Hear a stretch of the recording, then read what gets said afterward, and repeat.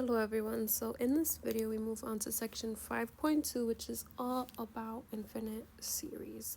So remember that in 5.1 we learned that a sequence is just an infinite order list of numbers, right? An infinite ordered list of numbers. So in this section we'll talk about series, and a series is essentially what we're doing is taking a sequence and adding up all of the terms together.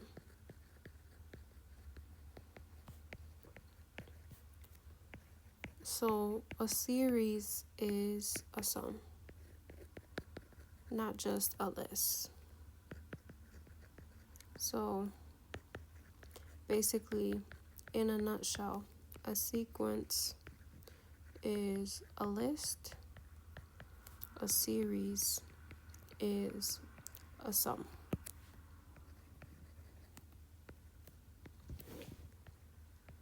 Okay, so let's get into the nitty-gritty now. So let's start with the definition, the formal definition of a series. So an infinite series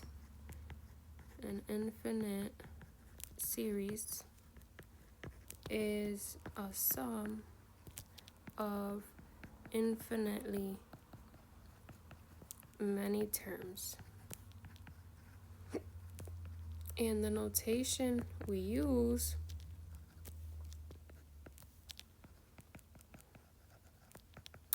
is, remember, we talked about sigma notation back when we were doing Riemann sums, and we said that sigma notation is used for a sum. So naturally we'll use sigma notation to represent the sum of terms, right? The sum of the terms in a sequence is a series. So this is when we expand it out. Is, remember, we start at this end and we do all the integers up to infinity, right? So we just go on and on and on, adding all of these terms together forever and ever and ever. And what does it mean to add an infinite many numbers, right? We don't know how to add infinitely many numbers because we don't even know what infinity is, right? So we can't do an infinite sum the way that we think about adding numbers together regularly. So we're gonna have to be a little bit crafty about how do we actually find the value of a series, right? Of the sum of the series. So we cannot add an infinite number of terms the same way we can add a finite number of terms.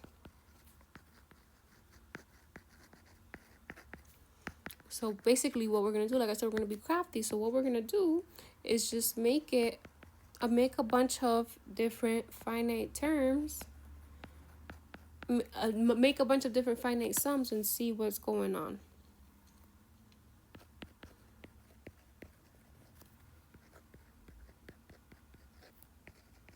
And see what happens as we keep on adding more terms.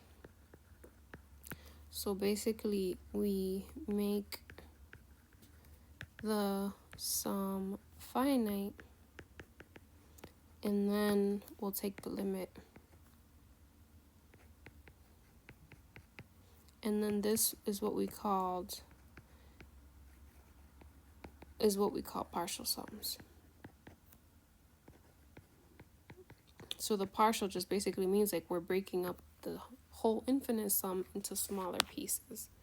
So we'll talk about partial sums next. So the definition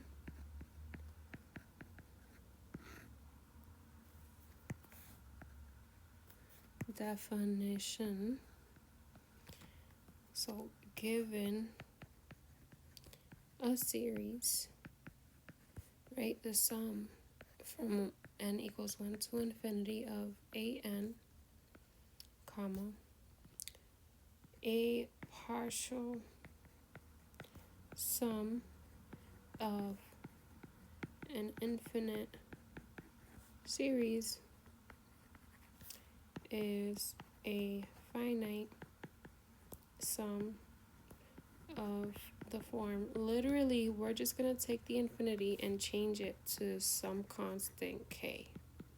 And basically what we do is we look at what happens to the sum for different values of k.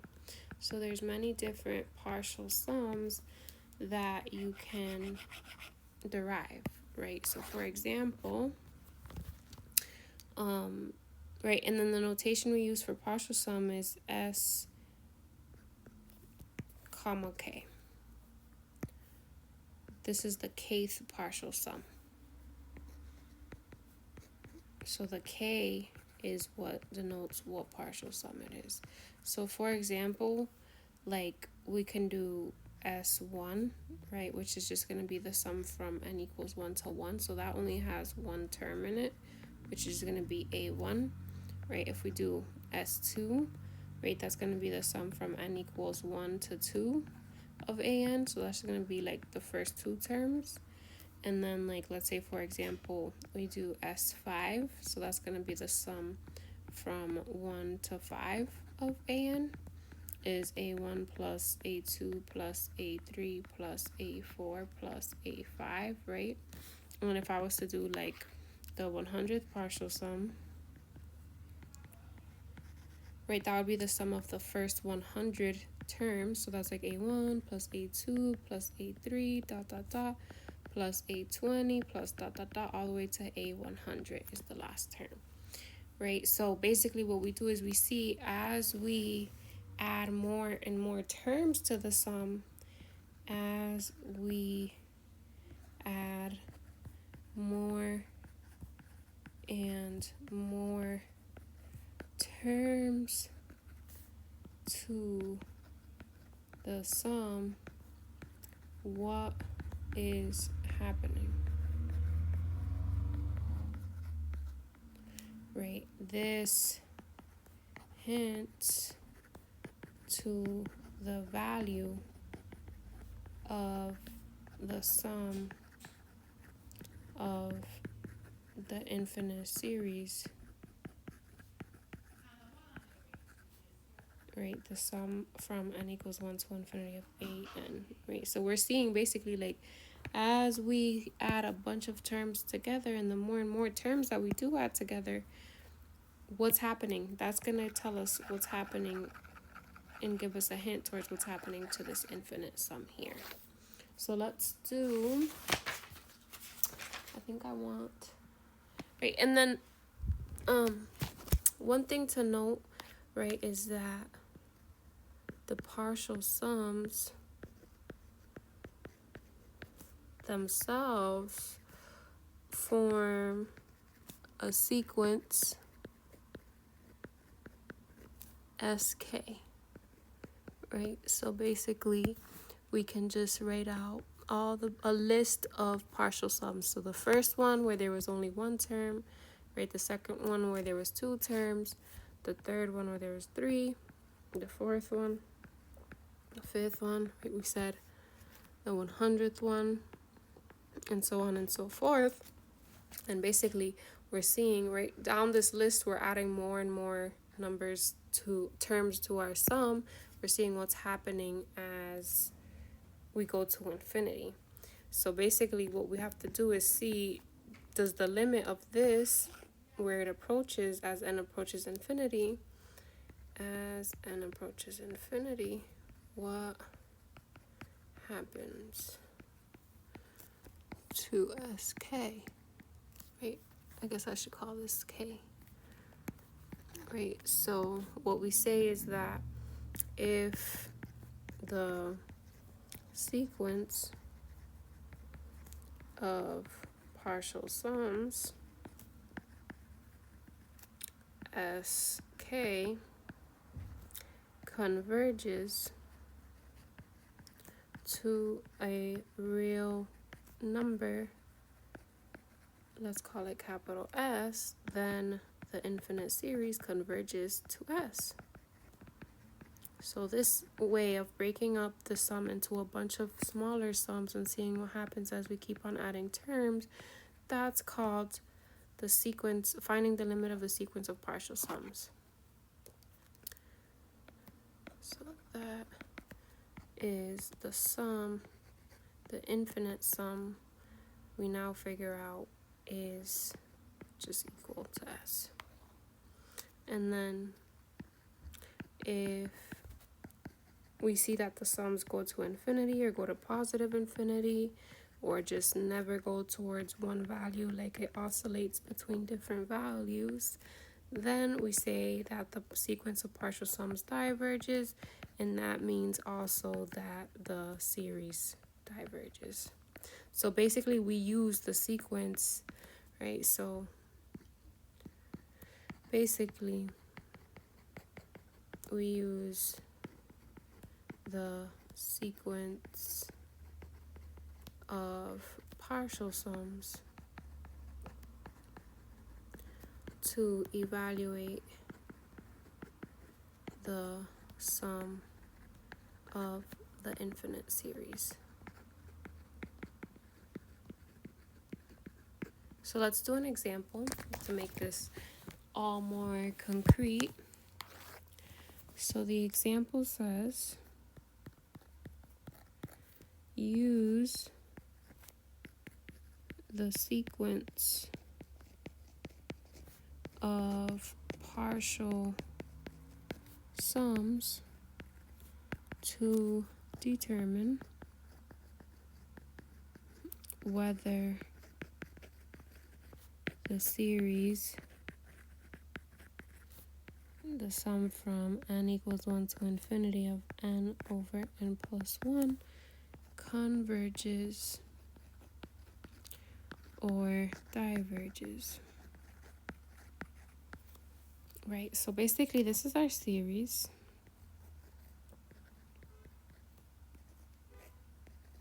And we know that what we're doing is we're forming a sequence with Sk where all of the terms are described by these finite sums.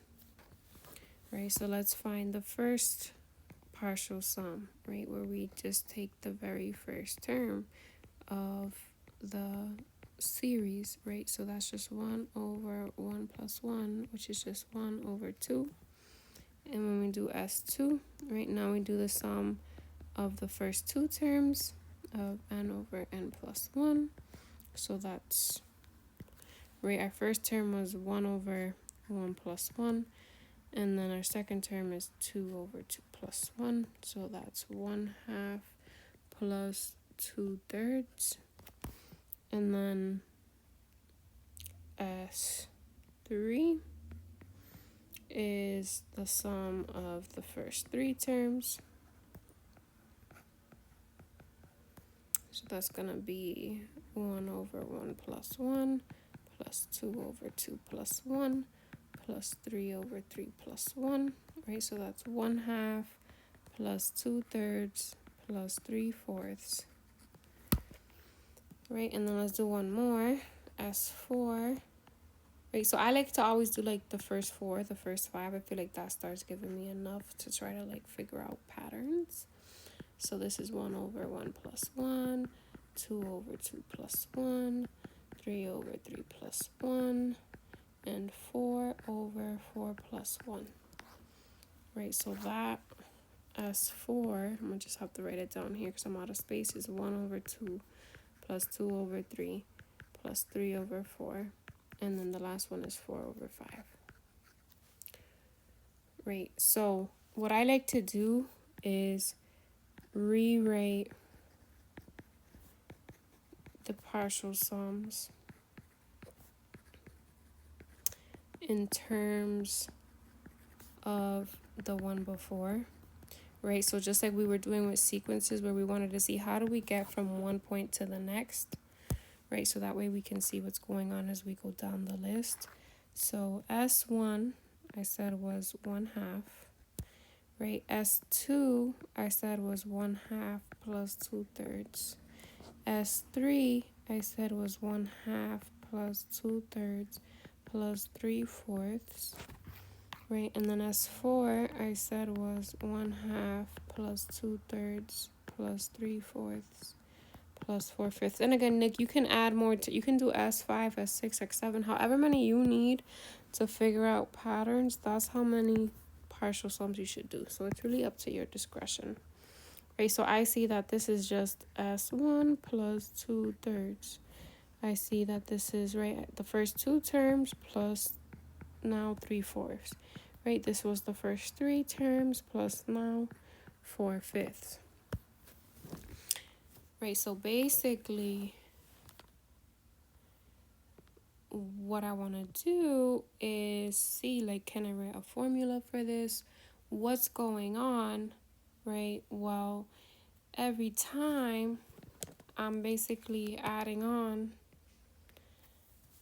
right, I'm adding on n over n plus 1, which makes sense because that was the formula of the series. And when I notice, right, like, notice that 2/3, right, 2/3 is about 0.66. 3/4, we know, let me write this in a different color actually, just to distinguish itself. So 2/3 is about 0.66. 3/4 is about 0.75.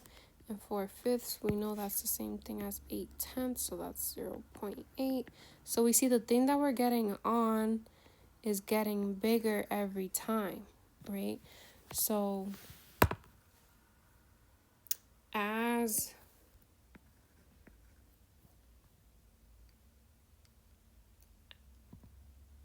k increases, I guess I want to say sk increases, but more specifically, what we're seeing is that what we're adding on each time is increasing, right? Right, like it's not staying constant, right? The first time I added on 0.66, I'm not adding 0.66 on again. I'm adding on something even bigger. And then I'm adding on something even bigger. So if I was to do S5, that would be adding on something even bigger. So I know that this is just going to keep increasing and increasing and increasing. Therefore, Sk goes to infinity as k goes to infinity. So since the sequence of partial sums diverges, right, the series itself also diverges.